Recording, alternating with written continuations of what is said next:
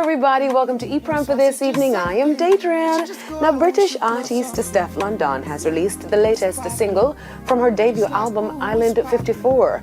The MOBO Award winner teamed up with renowned Nigerian superstar Banks for What's Popping, a seamless blend of R&B and Afrobeat.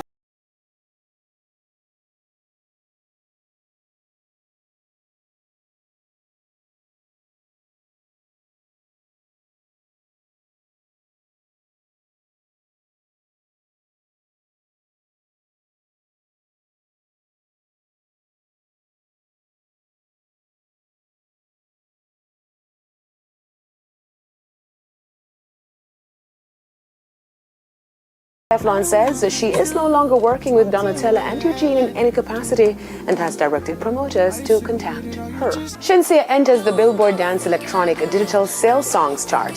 Follows Shinsia being tapped by US Mike Towers for Infamous from the latest Spider-Man soundtrack deluxe version. Calm down. Yeah, Rima breaks record in the US. According to Billboard, the Nigerian Afrobeat singer has broken a 4-decade-old record held by the legendary King Sunny Ade.